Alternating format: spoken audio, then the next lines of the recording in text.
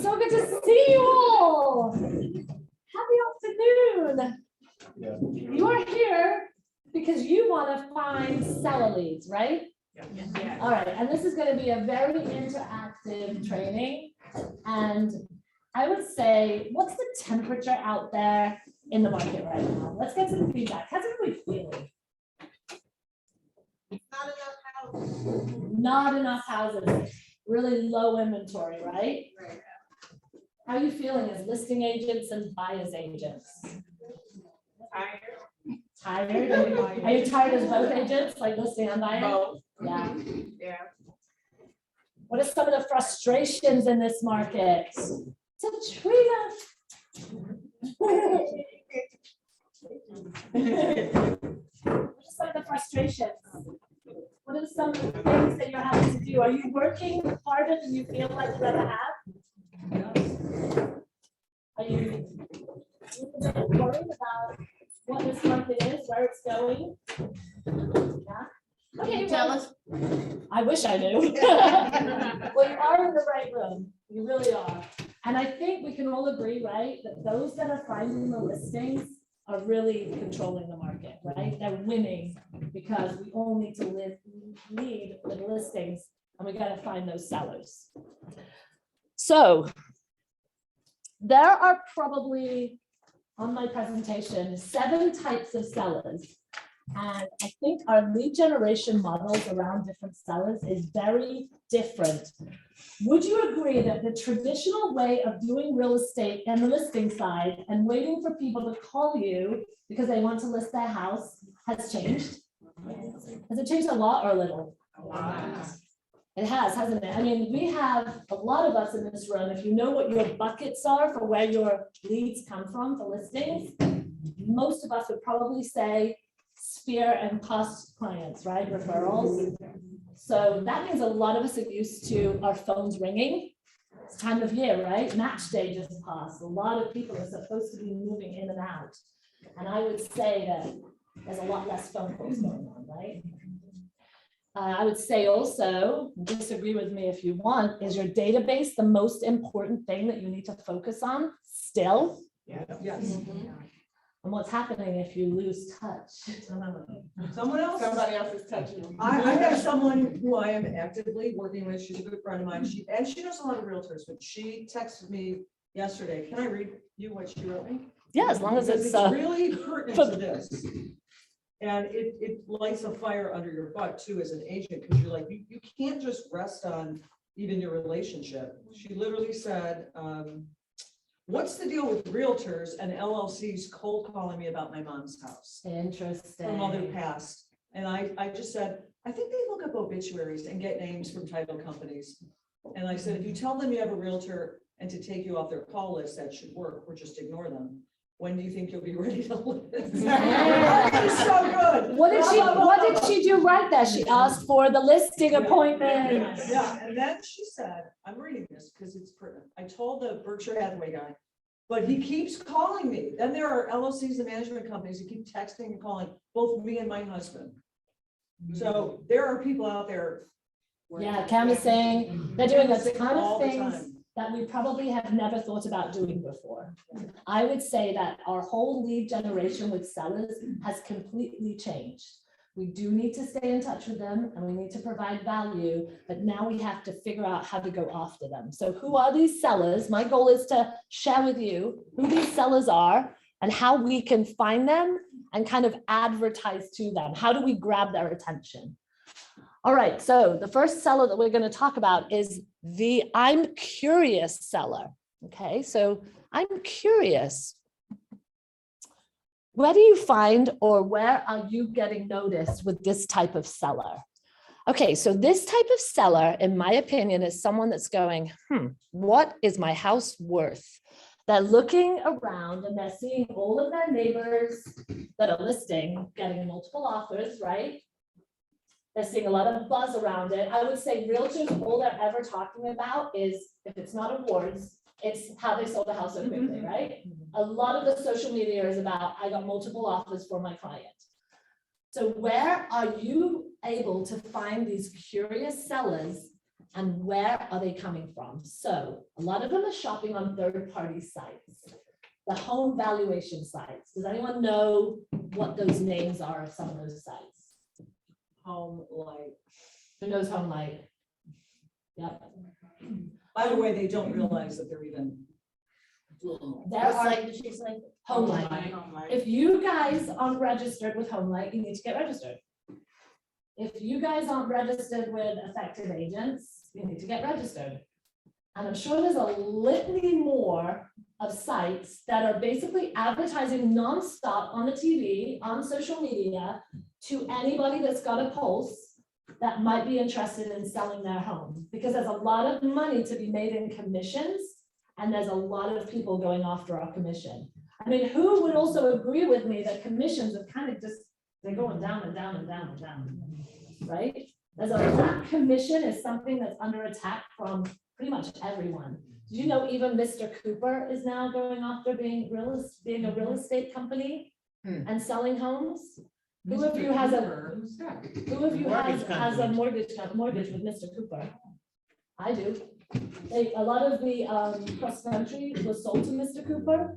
So Mr. Cooper's a mortgage company. Who's heard of Rocket Mortgage? Are they in the real estate game? And what about Zillow? Yeah. Well, we know what they did, right? So if you're not on these sites, you might not know who the people are that are asking for home valuations. What happens though is these sites, once they come through with the Mr. So-and-so wants to know what the value of his house is, they're charging you a fee. It's 30%, I believe, on agent referrals, on effective agents and Home Light.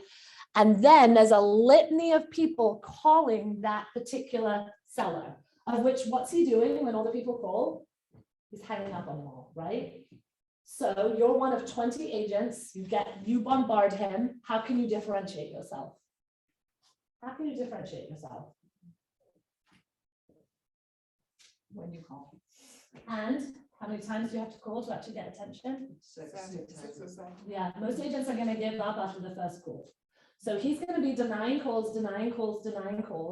It's your job to put them on some sort of CRM or some sort of lead, whether it's Command, whether it's Brivity, whatever it is, top producer, so that you can keep in contact with them.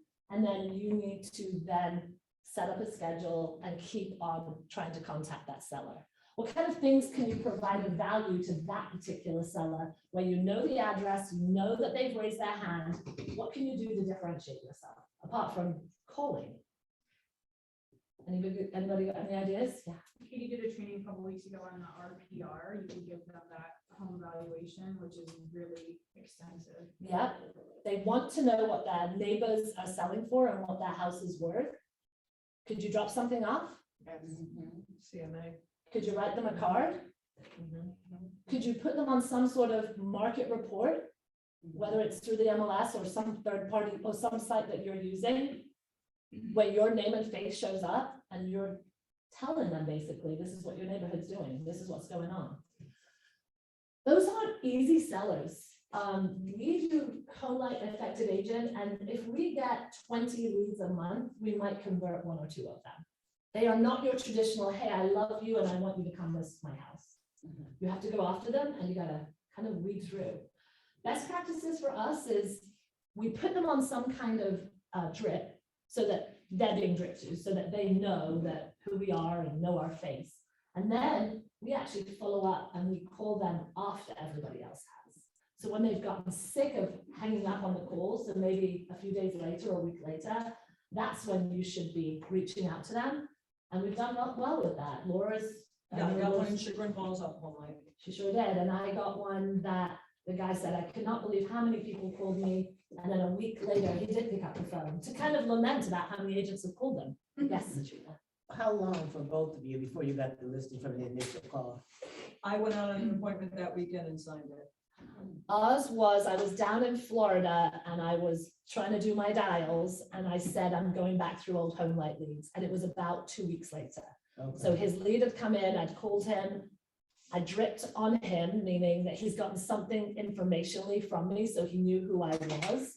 And then I got him on the phone, and it was an hour and 15-minute call, Wow. but it worked, and we got the You appointment. have emails with these people? They give you emails, they give you phone numbers, they give you their address. As soon as you say, I'll accept the lead, you get the address for them. So that's where some of these curious people are shopping. They're asking for home valuations on site, on websites. So any of you that do any kind of online advertising or any ads, you want to kind of target these people with ads that say, click here for what your home is worth. Are you wondering what your home is worth? So I'm going to pick on you, Janice. I'm sure there's advertising that you do that gets them back to the question of, would you like to know what your house is worth? So any listing or anything that's out there on the market that you've sold and you're doing a little bit of paid advertising around it, you're going to get these curious sellers. Okay, where else are they? They're also at your open houses. Guys, if you have a listing, listen on a Friday and do an open house on a Saturday, because you will get a litany of people that come through, and most of those are sellers and buyers actually looking to see if they want to work with you. Dee Creel, who's not in here, yes, she is. Oh my gosh. Dee, what happened at your open house a week ago? I got a lead. Did you get one lead? Did you get one lead? Multiple leads. Yeah. So Dee got 2 buyers. It was very interesting to see that people coming into the open house, we have a QR code, so we just have them scan and they go right into our CRM. And it's interesting when we ask them the question, and it's not, are you working with a realtor? It's, how did you find this house? And most of them will say, I saw it online. That's usually what they say. Oh, which website are you shopping with? If they're saying Zillow or they're saying Redfin, they may not be associated with an agent. Some of them will then say, my agent sent me. And then you're saying, well, who's your agent? So I can make sure that Janice knows that you came through, and then listen to them. It's beginning with S, Citrine, they wouldn't do that, they know you. Sarah, okay, Sarah. They usually don't know because they either don't have an agent or they don't have a relationship. So put them into your database. Don't be afraid to then put them on some sort of listing alert, because if they came in off a Shaker Heights listing, they may not have an agent. They just don't want you to follow up with them. So you have to have that permission, obviously, to have that email. I just did one over the weekend. I listed it on Friday. And How many people did you have? I had over 75 people come through that house. 75 people. Yeah. 75 people. Yeah, I have 2 clients out of that. 2 new clients out of that so far. Can I ask a question? Mhm. When you No, host 3, an I'm open house sorry. like that, do you bring other agents with you? That's what I, my question. I did not, but I had a lender there. Oh, Fantastic. And we try to do 2 for our busier open houses, because, you know, there's people all over the place. But that's where the sellers are looking to see whether you're a good agent to go sell that house. What should you be doing before these open houses? A, you should never cancel them. The house across the street was canceled, wasn't it, Dee? And everybody was pouring over and saying, why is that house canceled? There's a note on the door, it's sold. How silly. Yeah, how silly. We got all of those leads. If they went for that house, which was 180, they came to our house, which was 295. Almost everybody that came in was from another state, weren't they, Dee? Yep. And they were shopping for an agent. They said, we're shopping for an agent. We're looking at areas. We're getting familiar. We're driving around. Right there, that's a great lead for a buyer. But then, did you get a seller? Yes. You got a seller too. There are sellers. They are coming in. They want to know and see who you are. Now, what did the lead say? They said, Dee was so friendly and knowledgeable. They loved her. And that was just who Dee is. She's just sunshine. You know, she's so friendly. At the open houses, if you're just sitting there and going, oh, you have an agent, let me sit down, walk around on your own, that's not working, because they probably don't have an agent. They just saw the way that you present the house. That's not going to be a good look. They are in your database looking at what their home is worth. So we use Brivity. So we are able to go in and see at any time, any of our clients, what they're looking at as far as their home valuations. So for us, we know our most motivated people that could be sellers in our database are the ones checking what the house is worth, right? So whatever database that you're using, and I know a lot of you are using Command, make sure you're checking to see who's checking on what values are. And I don't know if that means going into the MLS and seeing what people are looking at. I put them on neighborhood searches, guys. So if you're using the MLS for a seller, put them on a neighborhood like watch, not a search, sorry, watch. Go into the MLS, put in their neighborhood, put in their address, and then see what they're interacting with, because you'll see when they heart things, right? Or they won't reject them, but they're looking at their neighborhoods. That's one way that you know whether or not they're interested in selling, because they're looking to see what's going on in the market. And they are. Most people, the most important thing that they ask their realtor is, what is my house worth? What's the market like? They want to know. People want that from you. They're calling listing agents kind of a little anonymously. So we get a lot of these and saying, what did that house sell for? And it's like, oh, who are you, a buyer or a realtor? Always assume they're a realtor first, just in case, because they're asking that kind of question just right out the gate. They're probably people that are sellers that are actually looking to see what the house sold for, to see whether it's time for them to sell. So remember that. All you've got right then is a text number, right? Because somebody texted in. So find out who it is, obviously ask them, get on the phone, talk to them, get more information. They might be one of these sellers that wants to go through the numbers. They want to see kind of how much equity they really have. You have an awesome opportunity when those people are texting you, because they might not be buyers. They might be impersonating as buyers, but a lot of them might also be sellers.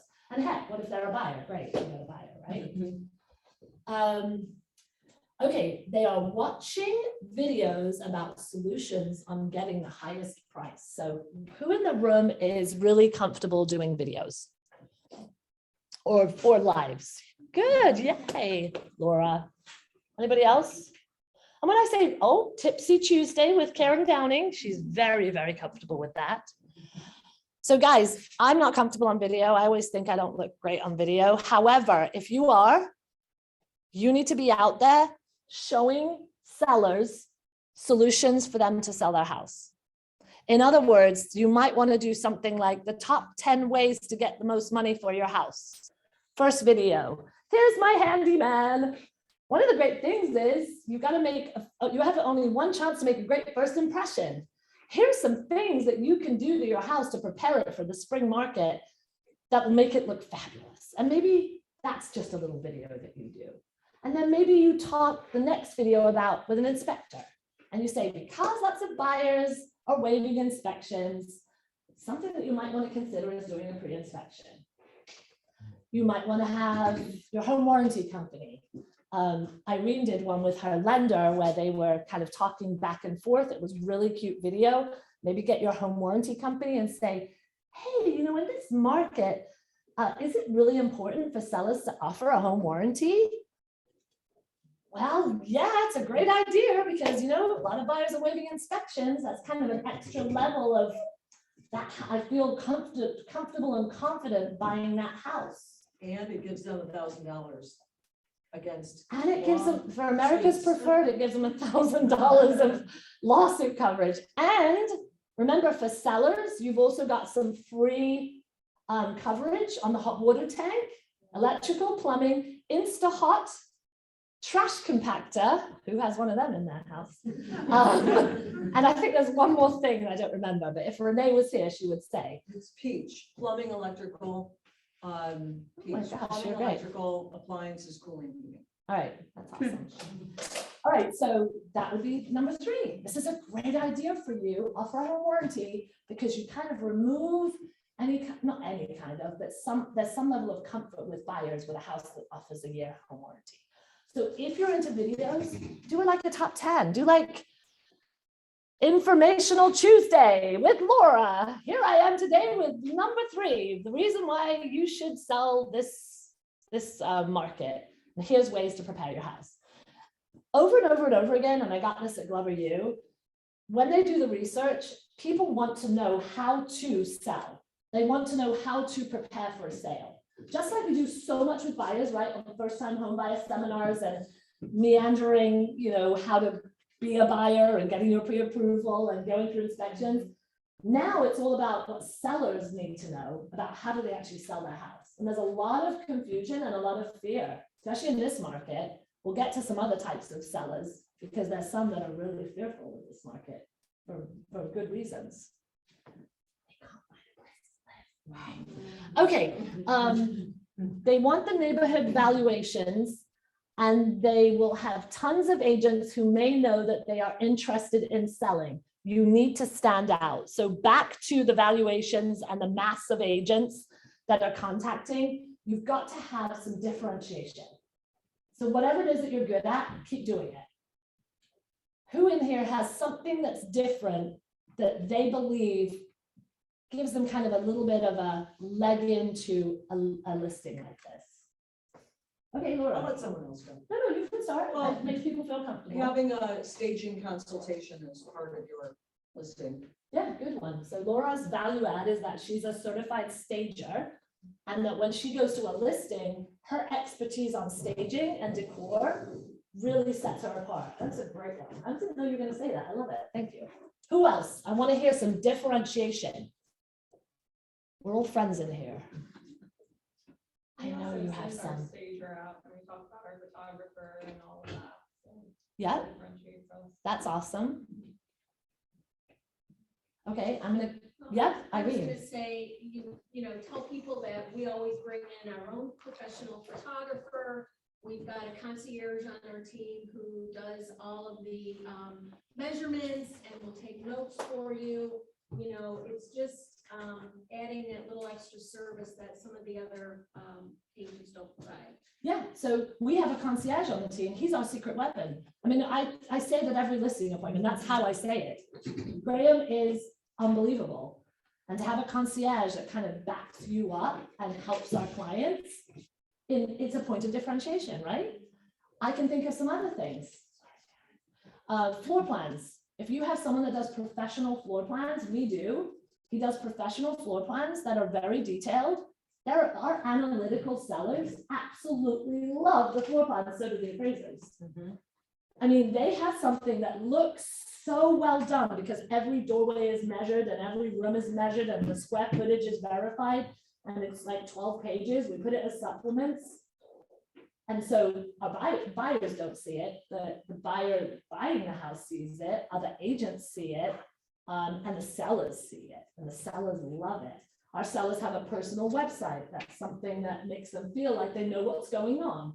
And they know how to get the access to their website. And they know, you know, the last time that it went live or was advertised on Facebook. So they feel like they have great communication. That could be a point of differentiation. A lot of you do videos, right? Do you do Matterports? Do you do drones? Those are some of the things that you need to get out there because you're different.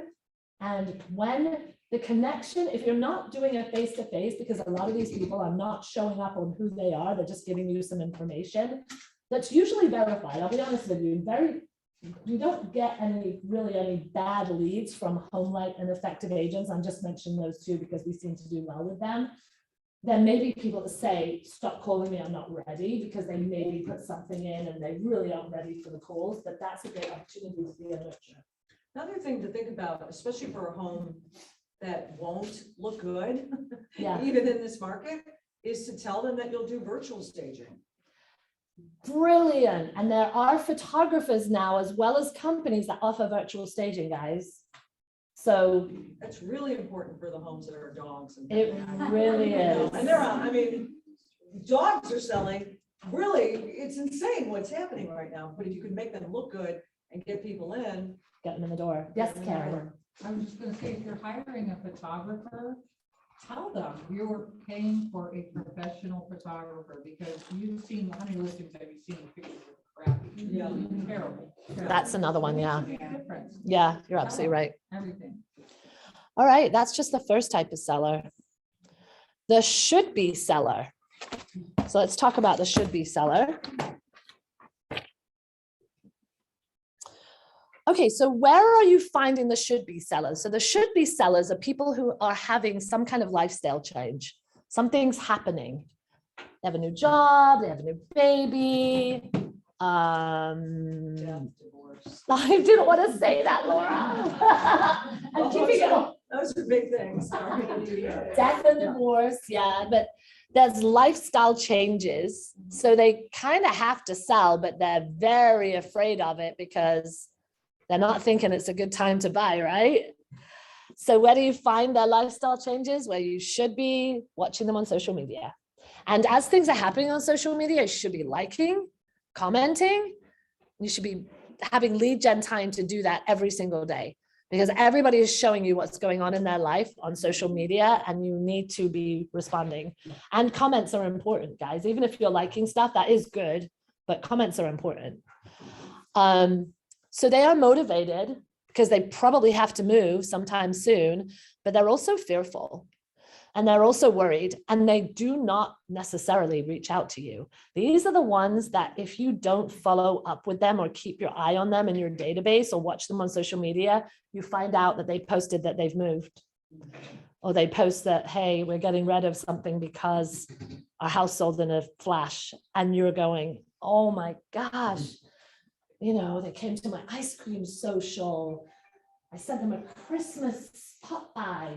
And then they did it in February because somebody aggressive, because there's lots of aggressive realtors out there, showed up, probably gave them something of value, or invited them to an open house because they door knocked and they went down the street. And they were like, I cannot believe that this house sold for 400. Will you come over and take a look at my house? And they listed with that agent. Where else are they doing things? They're posting on Nextdoor. They're asking things. Remember, you're the realtor that isn't a realtor on Nextdoor, but you are providing value. So people are asking for plumbers because they've got to fix their powder and sink that never work because they're selling. Or they need the name of a roofer because they're going to get their leak fixed because they're getting ready to think about a move, a job change. You need to respond as the person coming from contribution and giving them names, because who has better names than you? Give 3 though, guys. Don't give 1. Remember, give 3. And then when you're doing that, you're looking really great because you're somebody that cares in the community and you don't even mention real estate. Believe me, they'll Google you. They'll find out who you are. Everybody Googles everybody. And then Facebook Marketplace, look at what they're selling. Some of those things that are going on at Facebook Marketplace are people selling big pieces of furniture because they're decluttering, because they're thinking about what the house might look like, and they're coming out of COVID, they're coming out of the winter, they've got so much stuff. So look and see who's doing what on Facebook Marketplace. There's some realtors who shall remain nameless that literally look for yard sale signs, skips, dumpsters, I call them skips, dumpsters in the front yard, things like that, where you know something's cooking. Might as well be you who door knocks, might as well be you who shows up with something, because you could be that realtor that the other realtor was not paying attention and you just showed up because you just happened to be in the neighborhood. A lot of this is about timing. A lot of loyalty has kind of gone out the door. You can also see whether your own clients is doing things on Nextdoor and Facebook. Don't forget, the worst thing you see is when your client's saying, oh, I'm going to be selling my house next week. Does anybody want to buy it? What do you say to that, guys? This is really easy. Laura's not going to answer. What do you say when somebody's like, oh, I got a buyer already. I'm so excited. I'm going to sell my house. I got a buyer. It's my neighbor's friend. Bring it to the market. In this market. Do you know how to answer that question? Please don't offer your house to one buyer, not one, because when you offer it to the masses, you're going to get a whole bunch more than just money. You're going to get terms that you may never even have imagined. You want to stay in your house for 3 months because you got to wait for your new build to be completed in Hilton Head? Guess what? I can get it for you. You know, appraisal gaps. What's going on? Low appraisals. Well, guess what? We can negotiate an appraisal gap if we hit the market and it goes so high.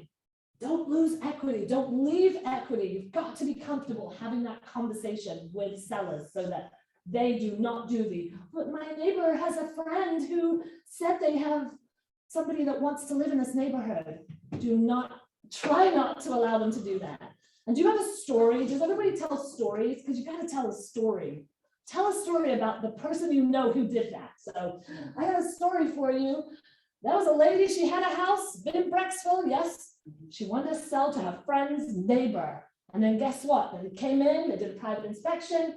Oh, all the piping is yes, hello, $50,000 credit. And now she's got that on her home. And the lady calls me in a panic and says, I don't want to sell my house for $500. I already think I've underpriced it, selling it to the neighbor. And now I'm going to take it from $550 to $500. what's going on in the market? Well, if you're listed at 625, you're gonna get multiple offers. I hate to see you leave that money on the table, but you're kind of a little bit late, right? Calling the realtor. This particular client, she had a vote with her family and she got outvoted. So she ended up selling to that buyer for 500. But you know what she did? She appreciated that I gave her advice, and I did really encourage her to put it on the market. She gave me 2 referrals. And yes, everybody else sold in the 6s. We sold Megan's actually, and hers was in worse condition than that one. So do whatever you can to educate your sellers that they really need to hit the market. All right, so reading stories on social media. So I just talked about a story. You need to be on social media with stories. Don't say, this house just sold over asking, look at me, sold, sold, sold, look at me. Have a story. Can't be too personal because you can't sit there, talking about, for example, how much over asking, because you don't want to tell the world how high it went until it closes. And you don't want to talk about personal information that's going to be a fair housing violation, or you're talking personally about people that might say, you shouldn't have said that. But tell a story about it. If you've noticed, Catherine on my team does our marketing. She's fabulous at telling stories. There's always some kind of nuance, like she had to help the buyers with an appraisal that came in low. And this is how it all got sorted out. And that kind of storytelling brings it to life. And that's so much more interested when you're telling a story. The best social media influencers, and that's not me, they're telling a whole bunch of stories. They're not just saying, look, I sold a house. Everybody can sell a house. If you have a listing, you're gonna sell the house. That's not what people want to see. Karen Nordstrom Beth Jones showed me a local newspaper that you guys have in your city. And oh my gosh, just looking at the advertising, it was like so crazy. Sold, sold, sold, sold, sold. Very kind of bland photos. And that's all it was. Just pictures of houses sold. I don't think people are that interested in that part of it, especially when they've all gone. They don't know the prices. Do something more compelling. Think of other things that you can do to get in front of sellers when you're on social media. And I talked about the neighborhood groups talking about moving. And then we talked about videos on the last slide. So that's, showcasing high prices and talking about how can I help you in this market get a higher price? Give them tips, give them weekly tips, go live, 2-minute clips, something that you can add of value. Some of you that are really good at video, like CJ Trevisano, who does amazing, what are those things called? Reels. Oh my God, his are amazing. People that can do really good stuff with video do really well with it. Come on, capitalize on it. If you've got the time and you've got the expertise, do it and make it. Like Carly just popped her head in. Carly's just amazing on Instagram. Like I'm just looking at some of the things that she says where she's telling an event or a story about something that's so engaging. All right. Number 3. Oh, and then post anything that you can to get people to understand that there's equity in their house. We need to, as realtors, consult our sellers on we can help them unlock equity. Okay, so this was just an example of a post that I put out there, and I didn't put it all fancy like this, but I put something out there, and then I put one last Saturday that said, gosh, I was checking home prices in my neighborhood. Can you believe on average that home prices have gone up? And it was 19.7% in 2 years. Make sure you know where you found that information. Don't just go blatantly put a number up. So pull up what I did, and maybe this is a good way of doing it. Maybe it's a silly way of doing it. I just went into the MLS and I did houses sold between January and March of 2020, which was right before COVID or right when COVID hit, compared to houses that sold January and March 2022.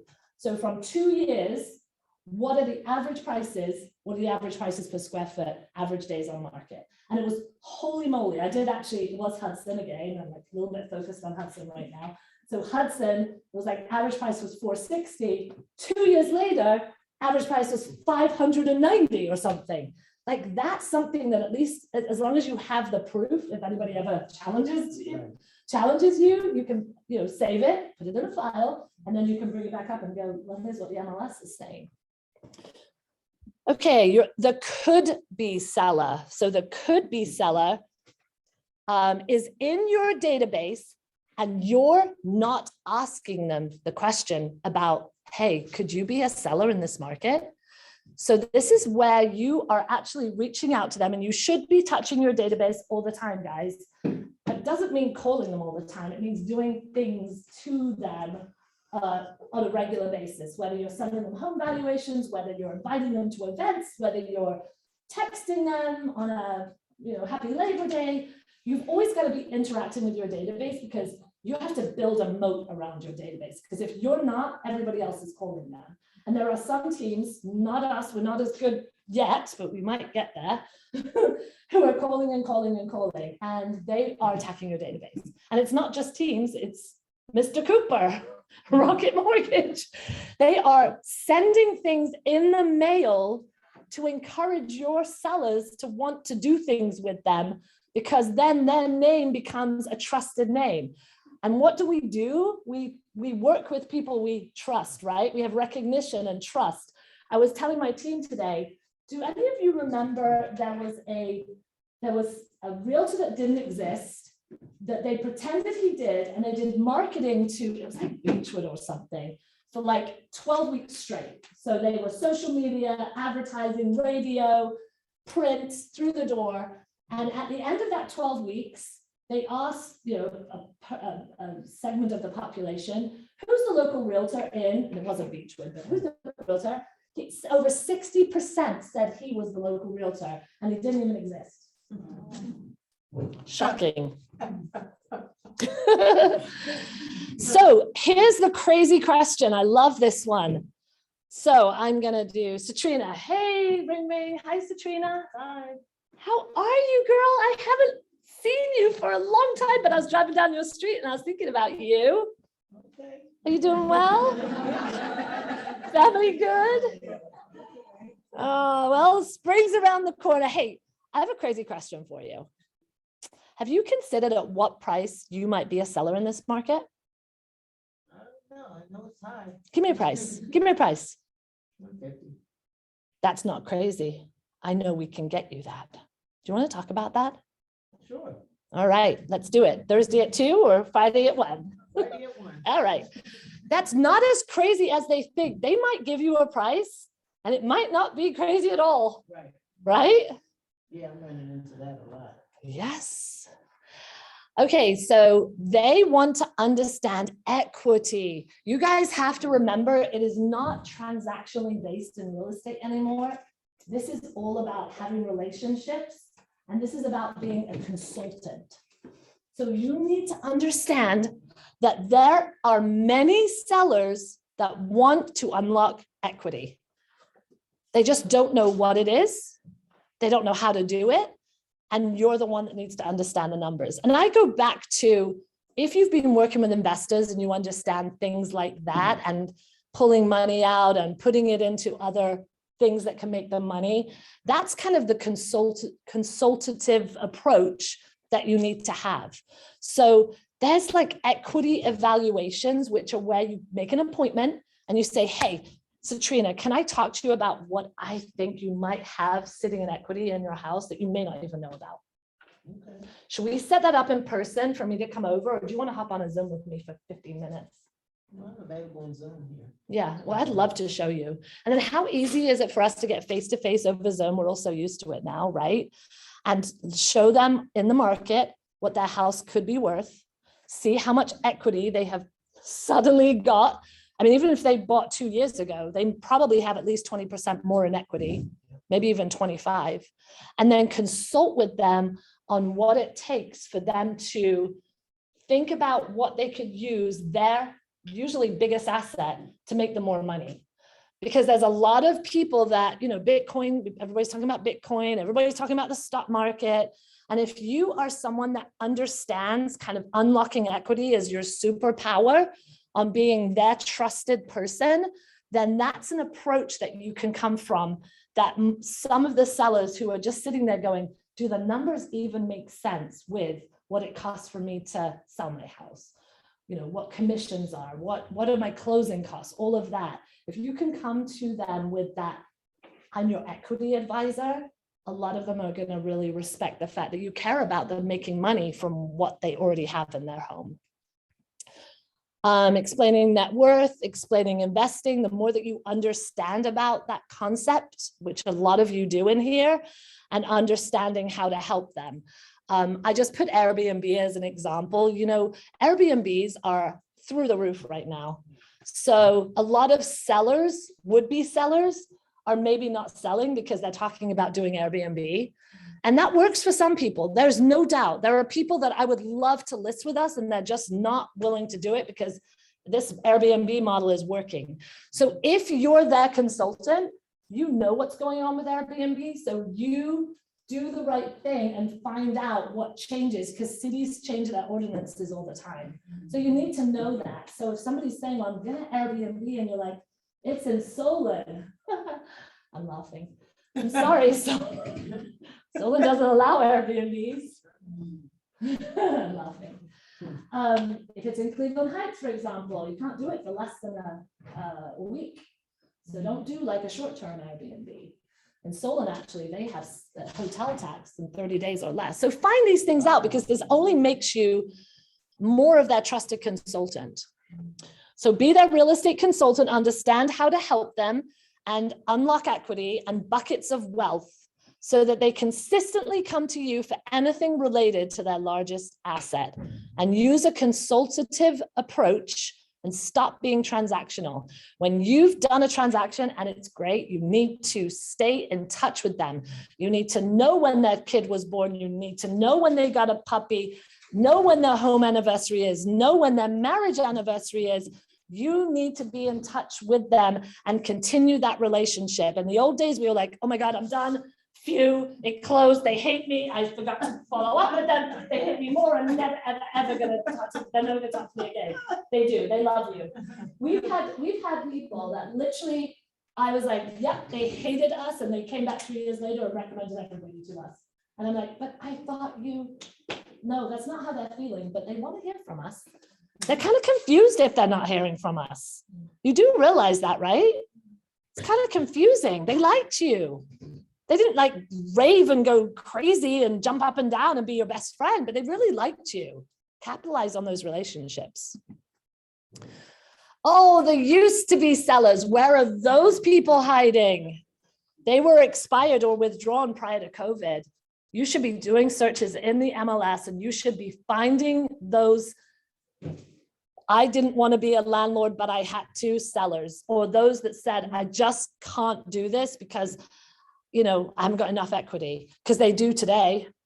So look and see who those are, and then get on a dialer like Mojo, like Karen, and then call them and ask them, would you be a seller in this market if the price is right? Look for the people. Remember, on average, people stay in their homes 5 to 7 years, although I think the latest articles were that they're staying a little longer in their homes, 10 years, am I right? I feel like I heard that somewhere, but either way, 5 to 10 years, go back and look. Let's just say Michaeline wants to market Solon. She's gonna go look in the last 5 to 10 years, who bought, and then look at the ones that the agent's no longer in the business. And those might be the ones that Michaeline's going to say, those are the people that I want to kind of go after, and to have the conversation about the market.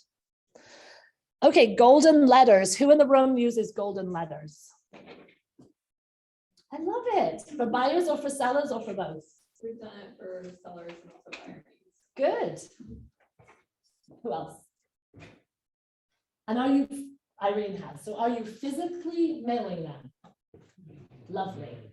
Okay, so golden letters really do work, but you have to mail them. You can't leave them in mailboxes for anybody that thinks you can. You can't. That's illegal, isn't it? You have to have a stamp on it. You have to mail it. And I mean, what kind of results are you getting? What are you doing? Are you doing fancy paper, note paper? Are you doing rough note paper? Are you really handwriting it, or are you getting a company to do What's a it? golden letter? Are you doing a card? Yeah. Talk about what's a golden letter? It's a way of communicating to sellers and buyers that the market's great and you're looking for more sellers for the buyers. But there's ways that they come out. So I want to see what the look is and kind of what the message is. Yeah. So we printed ours, we tried to make it look as generic as possible, not fancy letterhead, and we hand signed them all, so we hand addressed all along the envelopes. Nice. So she hand addressed the envelopes, more likely that people will open them. And she made it look like a, did you say professional or very No, ours was non-professional? like a little more like just generic kind of thing. We didn't want to look contrived or overproduced. Mhm. I love it. Irene? I actually kind of went after a neighborhood and I just got some blank note cards and as I was watching TV at night, wrote out these little cards saying, hey, I have a buyer that's looking in, Williamsburg Estates. Are you thinking about selling? Please let me know. And I put a business card in them and I mailed them out. And how many did you get back that were potential sellers? I got a couple. Yeah, that's really good. Yeah, that's really good because I think a lot of us think that mailers don't work because mailers are sometimes more of a form of advertising, but these golden letters, which is actually a letter to a potential seller, because you either have a buyer or you're looking for more sellers, and they really are pretty impactful. And if you're not doing them, everybody else is doing them. And when I say everybody else, a lot of these, I'll buy your, ugly houses, I'll give you cash. No way. Oh, Man. they're writing them, they're dropping them off in with little, little Post-it notes that make it look like somebody just stuck something to your mailbox. They're getting very, very creative. What's the one thing though as realtors that we have to make sure that we do when we send out golden letters? Michaeline? Follow up, Yes. got a call. That's what we did. We did the same thing. And we wrote, I had to make the right amount, because her writing's real bad. And it was really, I was pretty happy. But at first I'm like, oh, geez, I saw this everywhere. Why isn't everyone calling me? So what the good thing is that you have now an excuse to ask them, did you get that letter? I sent you?" Yeah. I know it's a little corny, but do you have a minute to talk? Yeah. And they did think it was corny. Especially if they just bought a house in the last 5 years. Yeah. I didn't care. I sent it to the whole database. Here, I think I have examples and then I'll come back to this. So let me see. Oh, where's my golden letters? Keep mine real long. I kept it short enough because I can talk to voicemail, Mhm. So if I make up a letter, I'd make it a little too lengthy. So I kept it on the shorter side. I love that. So the one on the left is a real letter. He folded it and put it in an envelope that was handwritten. And he basically said, we've got these two types of buyers that are looking in your area. Would you be willing to sell? Now, the most important thing as a realtor, you have to say that you're a realtor. Don't forget that. You can't pretend not to be a realtor. Oh, yeah. So he says, Dave Berg, KW, Puget Sound. And he wrote, this is not a solicitation if your home is listed, which is very good. That's another thing that you should be very aware of because you don't want to go after somebody's client if they're already on the market. But the nice thing about this is it does usually elicit some type of response. I don't know whose this is. Is it Karen Schleifer's or Catherine's or Irene's? Okay. So I don't know whose this is, but James Shaw on Pivot Ahead has a really fabulous golden letter. There's a lot of different things that you can do. I think the more kind of cash you keep it and the shorter you keep it, this is a little personalized, which I wouldn't put as much detail in, I'll be honest with you, but really truly the basis of the letter is we need to find homes for our buyers, right? And those of you that don't have buyers, some people will say, well, I wouldn't do that because I don't have a buyer. Well, in this market, I can tell you, all you have to do is put a post on Facebook and you'll have 100 buyers, right? There's so many buyers. We all have buyers. Even if your market center has buyers, you can say, we're looking for buyers because, your market center is looking for buyers. Everybody's looking for buyers. You need to think about how you can target these sellers. Okay, sorry. Now I'm like, so have we, oh, that was number 4. So I'm afraid to be a seller. So this is one of the most, I would say, this is the feedback that most of our sellers are saying. I'm just afraid because guess what? I don't know where I'm going to go, right? A lot of our sellers just are afraid. So where will we find them solutions to their problem? So the first thing is do any of you have a would-be seller inventory of prospective homes? You're going, what the heck is that? Anybody? Do you know what it is? It's all the sellers that would be sellers that can't sell because they have a home. They don't have a home, right? So when you walk in to a seller that's saying, but I don't know what I do, you're like, I've got a list of people that if I could find them a home, their homes would be for sale. So I've got so many people that potentially have houses that you can buy. So there's an answer to your problem is we're keeping a list of prospective sellers. We have an inventory list. Our team does enough that we always have a list of prospective homes. Really, truly, they also need to find a home. Okay, another thing is, tell the story. I've never left anybody homeless. Who uses that line in listing appointments? I never have. I use it in every listing appointment. I say, guess what, Jane? It's okay. I've never left anybody homeless. It's okay, it's gonna work out. Because they're worried, where am I gonna go find a house? Ask lots of questions though. How many of your sellers have another way to kind of park themselves while the market calms down? What kind of questions do you want to ask to find and unlock those solutions? First one is, where are you going? Yeah, well, a family. What's your family? Tell me a little bit. Is there a potential that maybe you could stay with a family member for 6 months? Is there someone else that has a place? Hey, do you have a rental? I mean, a lot of these sellers are getting creative because guess what? They've got a rental. So they're thinking about, hey, I could get my renters out. I could move into the rental for a year and wait for the market to calm down. So get kind of creative and understand that there are other options. Sometimes people are saying, I just don't know where I would go. Help them kind of self-discover that there may be options, because when they're looking at unlocking $80,000 of equity that they thought they never knew, they might really quickly come up with some solutions. And it's your job to be that consultant and kind of move them in that direction. I have a plan on how you can buy before you sell. You do? How's that? Guess what? There are things that are out there. One of the examples is to show them that they could have equity in their home by way of, guess what? We've got a buy before you list program with Cross Country Mortgage.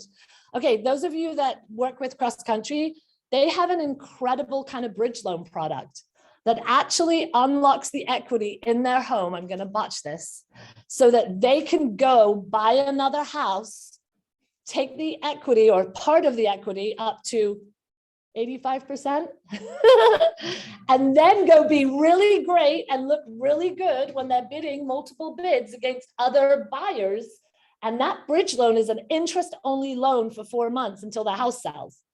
You just gave them a solution that they probably didn't even know about. And I'll be honest with you, I didn't even know about until I talked to Libby. Libby's at my BNI group, and Libby from Cross Country was like, this is a solution. It's a solution, and it's one of probably, there's other things I've heard across the country. There's other things that people are doing. I'm sure Divvy's doing something, but you have to get creative. This is the market that the old stuff doesn't work. And you're almost becoming, remember how we used to be a psychiatrist, but I think we still are psychiatrists, right? Like, we're not in real estate. We're here to keep people from kind of wigging out.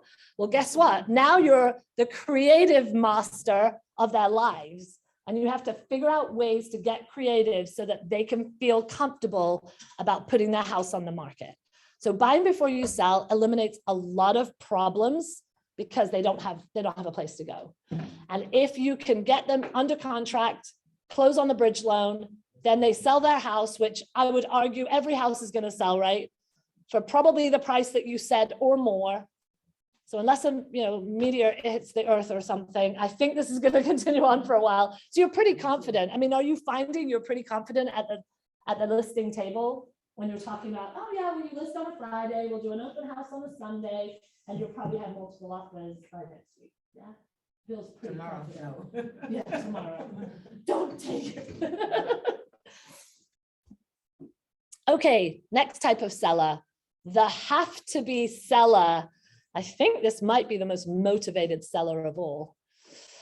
Okay, so these are the people that have to sell. So these are the normal people that are like, yep, I have to sell. I got a new job. I got a promotion. I'm moving. I got to go be near my family. And they usually call you, right? If you're a really good realtor and you have a really good relationship with them and you kept in touch, but they're also raising their hand everywhere. So you got to be aware of where they are and what they're doing, and you got to be in touch with them.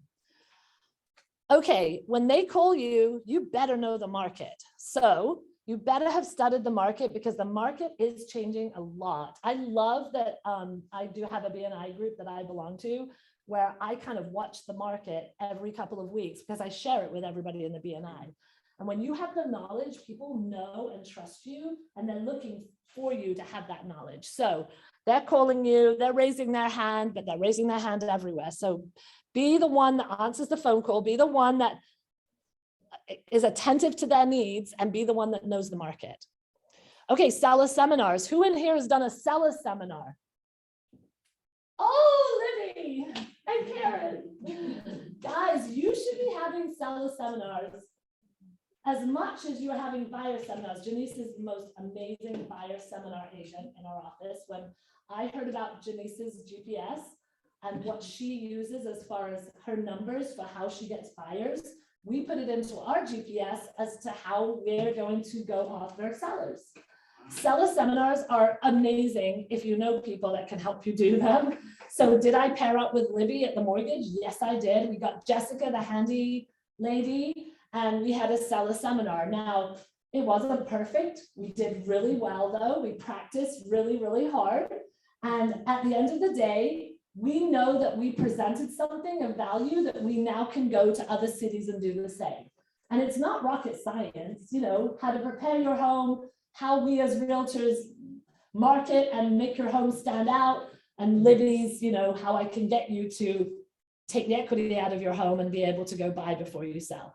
Really simple stuff, but it's also what sellers are looking for. They're looking for that information. So they're looking for it online, but it's really super if you can do a professional appearance and just get there in front of them. Janice, how are your buyer seminars? Like, how have they kind of progressed as you've been getting more comfortable? Yeah, every month I have more buyers, and now I have too many buyers.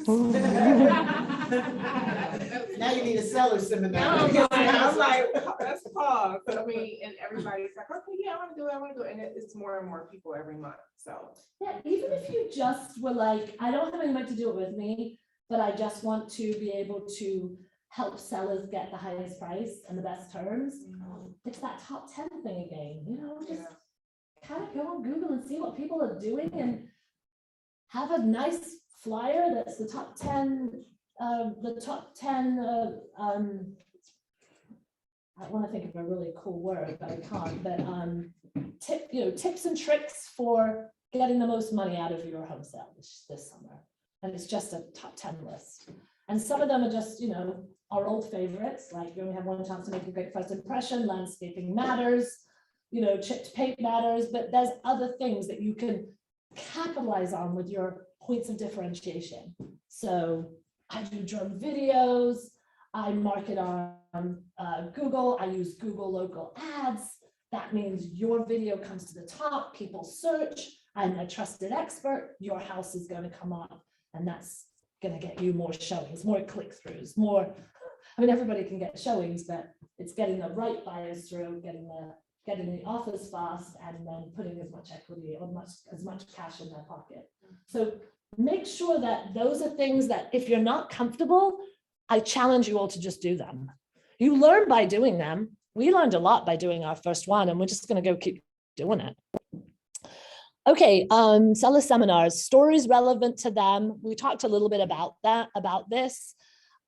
Anything that's a story that actually helps sellers is something that's going to get picked up. So as much as we have woes around appraisals or staying in your house for 3 more months because you need to be here because your residency program doesn't end, anything that you can put out there that's showing how they succeeded as a seller, not just in price or in offers, is going to kind of just make it a more personal story, right? Personal stories people care about. If you guys all started to look like you were so bored, I would immediately start telling a story, and boom, I have all your attention again, right? Crystal's new on my team, and I'm like, I got a story for that. Crystal's like, oh my gosh, what's the story? We learn by stories. So remember, people that want to work with you, they're looking for something that they can say, oh my gosh, that's exactly my situation. That happened to me. Oh my gosh, I want to work with you. Reviews, they are reading online reviews more and more and more. Do you all know where you want your clients to review you? Does everybody have like at least 1, 2, 3, 4, 5 review sites? If you do, shout them out. Google My Business. Okay, so you using Google local ads? We'll talk about that. Are you? Yeah. Google My Business, like set up your profile. Yep. I looked up Sandy Vaughn a couple weeks ago. Yep. It has, like, 5 stars now. Okay, that's really good. So she's using the Google business page. I want to talk a little bit about Google local ads in a second. Who else has review sites that they use for reviews? Zillow. Nobody wants to say it. Audrey's like, Zillow. Laura's like, Zillow. Okay, Zillow. What is Zillow for us? Competition. Nope. What is Zillow for us? It's a funnel. Yes, and it's a resume. Mhm. When they look at you on Zillow, because 92% of buyers, sellers, whoever is looking on Zillow, it's your resume. You better have a profile, you better have a picture, you better have some reviews, and you better have sold some houses so that it plots where you've sold. Because the more that you look like you're in business doing well, the more people are going to say, oh, yeah, Karen, she's legit. Yeah, she's a realtor. So that's important. So Zillow is one of them. Google is another. What else? Realtor.com. Oh, tell me more. I'm curious. Why realtor.com? Well, I mean, obvious reasons. You're looking for a realtor, and realtor.com, you come right up. They also, you can search houses there. It's almost very comparable to Zillow. Who remembers the old days when it used to cost us thousands to be on realtor.com? Who remembers that? Do you remember? Like if you had the more listings you had, the more they charged you? Who remembers? Laura, you remember? Oh, Michaeline, she would. Okay, well, realtor.com, Trina, remember? It was horrible. I never used it. Realtor.com was like a way of using all your Right. hard-earned money and wasting it. However, the site, I would say, has a lot of, I would say people trust it, and we trust it more than we trust some of the other sites because it was attached to the MLS, or the MLS owned it or something, right? Yeah. But it isn't the most popular kid on the block anymore, but it probably is one of the most accurate. Yes, most accurate. Most accurate. Zillow. Yeah, so This when is people last are, year, so. yeah, so when you're talking to people and you're saying, where are you searching for homes? You know, you want to bring them onto your website, but if they say Zillow, and they say, why is there a better one? I would always say, well, I would stay off of Zillow for the home searches because you might not get that accurate information. Realtor.com is going to be more accurate. I'll be honest, and I love that Irene said that. I have not done any Realtor.com feedback because I got a really bad feedback. The first feedback years and years and years ago. So I said, I'm never going to do that. So I just blocked it. Guys, Yelp too is a really tough one. If you guys like Yelp, great, but monitor it. Yelp allows you to post kind of whatever, and then you can pay for things to come up more than others. So if you have a lot of bad reviews, they can really come up if you don't pay. And I've never done Yelp, so I just turned it off. Yes, And they can delete your good reviews. they can delete your Oh, they reviews. can? They can do whatever they want. We have a web design business, and they went and deleted like several of our top good reviews, so we just like. Yeah. Why? Yeah. I mean, Totally, because they can. Because they can. Whereas Zillow, I would say, and I'm not saying Zillow is great, but at least you have to verify that you did a deal. Like our own admin bought a house, Amy, and she tried to write a review and they would not let her because she was connected in some way and they knew, Amy, yeah, they knew that she worked for us, so they thought she wasn't a real buyer, but she really was, but she could never write a review. So I think there's some legitimacy to Zillow. Realtor.com definitely, but if you're like me, you got a really bad review right out the gate, I'm like, oh, Yelp. I heard the worst things about Yelp, so I never even tried it. Is anybody having good experience with Yelp? Because I'd love to know how. Laura's like ready to go, no. No, No. that's one thing we need to focus on is our reviews. Okay. We're really bad about it. Okay, Yeah. I'm tired too. okay, I got something to show you. No. I got something to show you. So Facebook, who uses Facebook reviews? Okay, beautiful. Again, I feel like Facebook's a resume. Okay, there's Facebook personal and there's Facebook for business. The Facebook for business might not be a really great site, but you can post real estate stuff and legitimately, I go check Katrina, she's a realtor. There's some arguments from the younger generation that they just don't need that they just use their personal. And I agree that that's legitimately a great way to do it. There are a lot of you that just use a personal. And when I say Facebook, a lot of you are laughing at me going, oh my gosh, she's so old. Instagram, TikTok, all that stuff that I don't know anything about, but yeah, there's a lot of people that are just using their personal because they have so much attraction or likes or followers. So that's where they're getting it. Sorry, Laura. No, I was gonna say, but, no. Yeah, Facebook. So whatever it is, concentrate on what it is. And then I'm gonna, at the end of this, you've tweaked my interest. There is an agent in Virginia, somewhere in Virginia, and she's just incredible. Her name is Beth Pretty. You can look her up. She's really excellent with marketing and she loves print, which is not necessarily our thing. We're doing a little bit more of it in areas that we feel like will have a big impact. But to me, print is always like, here you go, I'm here. Silence. Here's my money and I'm going to throw it over here and I'm hoping you'll call me. If you don't do something to pull that back and kind of, pull the lead, generate the lead, follow up with the lead, print is a lot of wasted money, in my opinion. We finished this and I'll get to you. She created this beautiful card, like a postcard. I'm going to show it to you. She has her 3 QR codes for her 3 trusted review sites. And ours are Google, Facebook, Zillow. Those are our 3. That's just the 3 that we've worked on, the 3 we've built up, the 3 that we feel very good about. Yours could be 3 different ones. And she's just said something like, thank you for the transaction. It's a glossy, beautiful, and she puts it with her closing gift.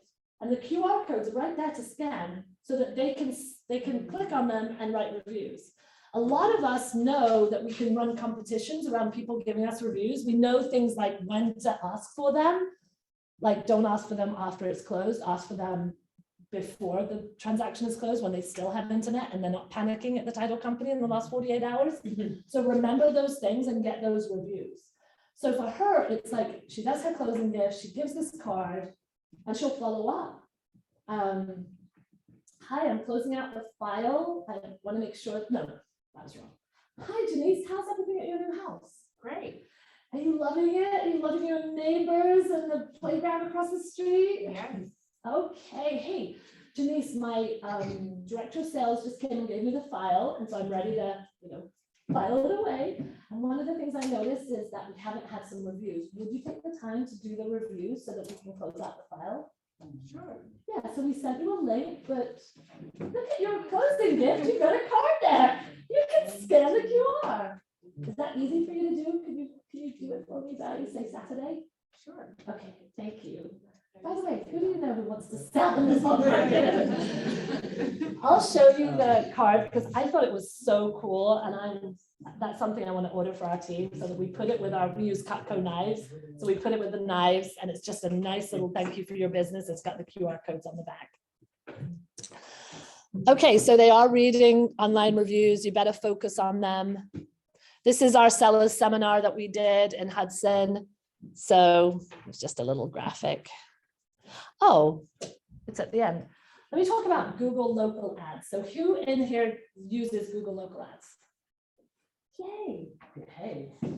Okay, so I learned this from someone that said, oh, it's working so well for me. So you know that your business profile that you set up for your business, it can be verified as like a verified business through Google. Google owns YouTube, and Google is arguably the #1 place where people go search for anything, right? Anything. So you want to have a business profile, and I would argue that having Google local ads and getting yourself kind of certified, and I think what it was meant to do is originally, if you're in, you said you're in media and all this, so correct me if I'm wrong, but it was supposed to verify people like the plumbers and the roofers by saying, this guy has his insurance, this guy's legitimate, he's got his E&O, he's got, and he's legitimately a business and he's professional. And then realtors were like, well, I can do that. So us as realtors, we have the ability to do it. So we can go in and we can become Google certified and run Google local ads. So what does it mean? Remember how it used to be with Zillow when you would pay money and then they search for houses and the list of agents comes on the right-hand side. And arguably it used to be you because it was your listing. And then of course, with all the paid advertising, you're like gone. And now the 3 people that paid for the zip code come up. Well, Google local ads is a little bit like that. So when you're searching, the verified people will come up with all the stars on the top. So people are more likely to click on that profile. You set it within Google on how much you will spend per month to get clicks or to get leads. Whatever it is, I was told go like $200 to $300 a week, although it's never ever got to that amount. And then as people click, you get the lead that's hopefully a buyer or seller, and sometimes it's not. And you can tell them if it's not.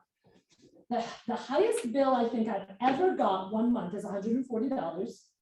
And we have had so many seller buyer leads. Karen Kellogg, Mr. Kellogg came from that.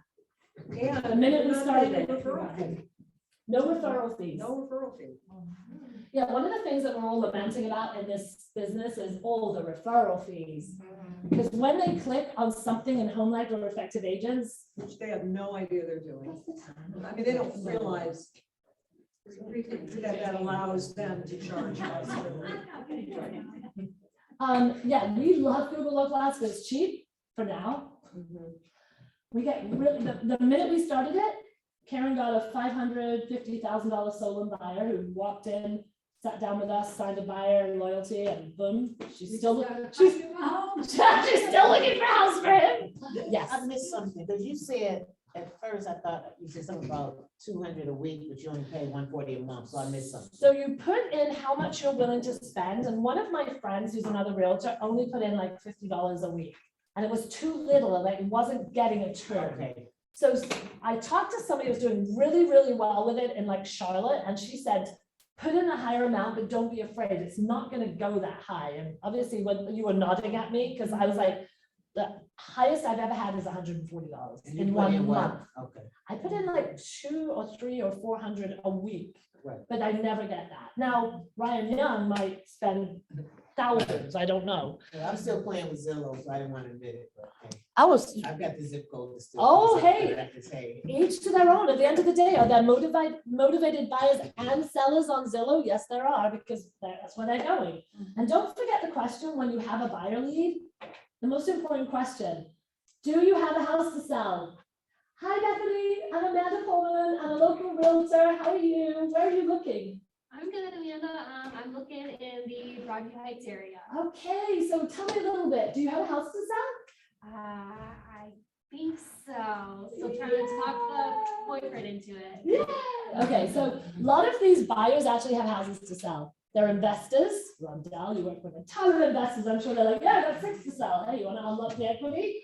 There's a lot of people that want to sell too. You haven't asked them the question, and you actually left a listing on the table because somebody else is going to go list that house. They just didn't. You didn't ask the question. They didn't think to know that Jade's number 2 place to sell is in Aurora. So there's a stat, right, that we learned that like 62% of homes are occupied by homeowners. yes. So 6 out of the 10 people you're going to talk to who want to buy a house also have a house. They have a house. And those are the sellers too that are really motivated because they have a place they can move into. So they can unlock equity in their house. And I will say to that, when you ask them, like, I don't think sometimes it even comes to their mind, because I had a buyer and I said, you know, do you have a house to sell? And she's like, yeah, I do, but it's in Akron. You go down there? Hello. Yeah, price I go down. Yeah. Sell down there, you know, so I don't think sometimes it comes to the buyer's minds. Yeah, I people love don't it. ask, but this was years ago, well, not that far ago, but anyway, I did have that happen. I actually was showing the buyer pre-approved and everything. This is not funny, but so then I said, well, the deal will be closing, say it was April 20th. She goes, oh, that's perfect because my house is gonna close on April 10th.